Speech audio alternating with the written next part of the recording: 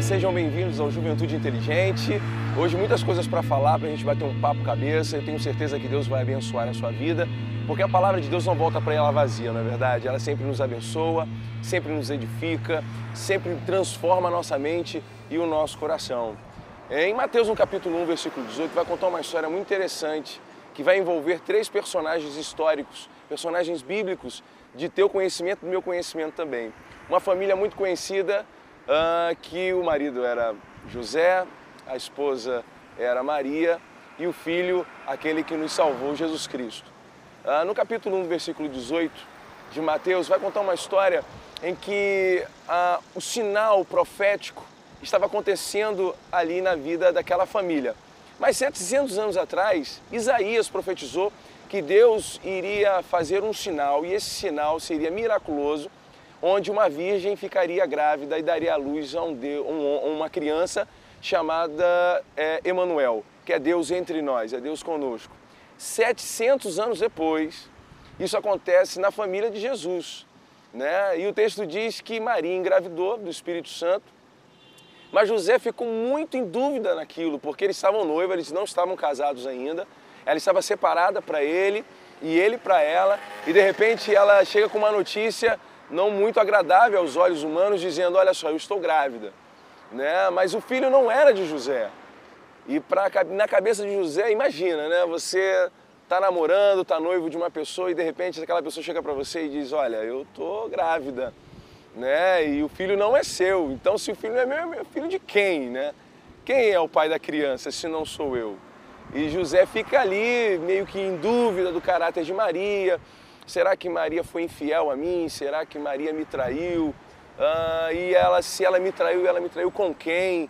E a cabeça de José ficou, simplesmente deu aquele giro de 360 graus, né?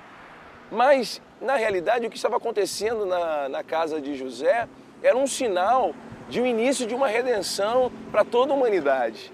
Era o início de algo que Deus estava fazendo, não só na vida daquela família, mas que estaria fazendo na família de todas as famílias da terra. Então imagine a cabeça de José. Maria foi infiel comigo. Então o que ele começa a fazer? Eu vou tramar. Então ele começa a tramar a anulação do noivado, do casamento, mas ele queria fazer secretamente, né, para que Maria não morresse apedrejada. E para que ele também não ficasse mal falado aí na cidade, né? Como aquele que foi traído pela mulher e tal, aquela coisa toda. E ele pensou muito nisso e tomou uma decisão de realmente acabar com o casamento, de não dar continuidade àquela família. E aí o sinal miraculoso realmente não iria... O início da obra redentora seria frustrado. Mas como os sonhos de Deus não são frustrados e como a vontade de Deus não é frustrada, então a gente sabe que Deus acaba fazendo da maneira dele e a maneira soberana do Senhor sempre acontece. Então a Bíblia diz que Deus envia um anjo, o anjo aparece para José e diz para José o seguinte, olha só, o que está acontecendo com Maria não foi infidelidade. A obra que está sendo gerada em Maria procede do Espírito Santo de Deus. O que está acontecendo na tua vida é o cumprimento da promessa, daquela profecia de Isaías, que Isaías fez 700 anos atrás. Então José desiste de fazer a anulação e aí acaba casando com Maria e dá o nome do filho, né, do seu filho adotivo, de Jesus Cristo, né, aquele que veio para salvar a humanidade.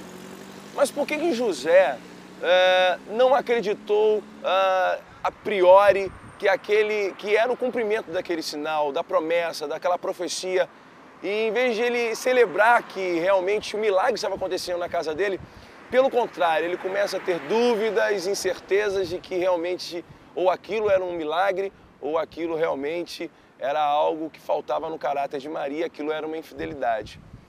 O texto diz que José, ele duvida, apesar de ser um homem justo, um homem de caráter, um homem honesto, íntegro, José, ele na realidade ficou preocupado com o que as pessoas iam achar.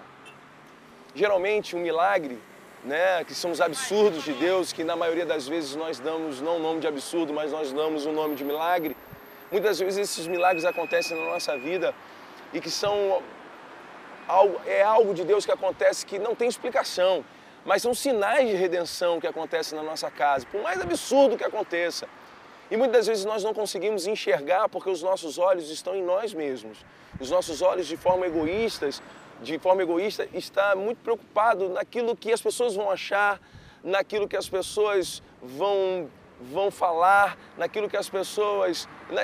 A gente acaba vivendo em função do que as pessoas estão achando em relação à nossa vida. E aí a gente deixa de experimentar o milagre de Deus, nós deixamos de experimentar as profecias, o cumprimento das profecias e das promessas de Deus na nossa vida, porque nós estamos vivendo em função do que as pessoas estão achando. E ele não estava conseguindo ver o milagre de Deus acontecendo na vida da sua família. Quando os nossos olhos estão em nós mesmos, de forma egoísta, egocêntrica, os nossos sentimentos passam a ser pequenos, as nossas atitudes passam a ser atitudes pequenas. Mas esse texto nos chama para uma realidade muito importante, que muitas das vezes não é a minha e nem a sua realidade. Nós devemos transferir os nossos olhos de nós mesmos para Deus, para o tamanho de Deus, porque Deus é grande. Quando os nossos olhos deixam de estar em nós para estar em Deus, as nossas atitudes são atitudes grandes. O que é uma atitude grande? É uma atitude de amor. Quando os nossos olhos estão em Deus, os nossos sentimentos são sentimentos grandes, sentimentos nobres, sentimentos de esperança, de fé, porque os nossos olhos estão em Deus. E quando os nossos olhos estão em Deus, por mais absurdo que seja o milagre, nós entendemos e acreditamos e sabemos, com a convicção baseada na nossa fé, que o que está acontecendo na nossa vida, mesmo sem o nosso entendimento, mesmo que a gente não compreenda naquele momento, ele provém de Deus. E todo milagre que provém de Deus transforma mudanças radicais, profundas, no nosso mais íntimo, o íntimo do nosso ser, do nosso coração, da nossa mente. E aí, daí em diante, nós não conseguimos continuar a ser as mesmas pessoas, nós passamos a ser outras pessoas, pessoas transformadas.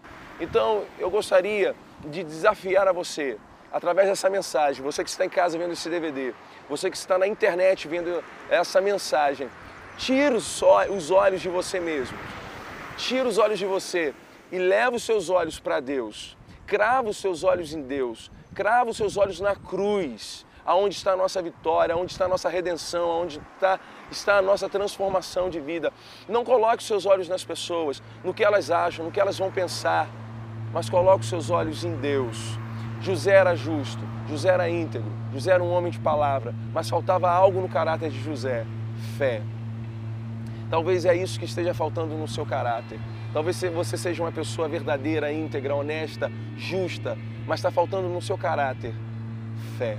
Para que o seu caráter seja completo, para que os planos de Deus se realizem através da sua vida e que almas, que vidas sejam alcançadas através da sua vida, que vidas sejam transformadas através das suas atitudes. Mas para que isso aconteça, não coloque os olhos em você mesmo, coloque os seus olhos em Deus. Aí você vai ver que o milagre, além de acontecer na sua vida, o milagre também irá acontecer na vida de outras pessoas. Que Deus abençoe a sua vida e até a próxima.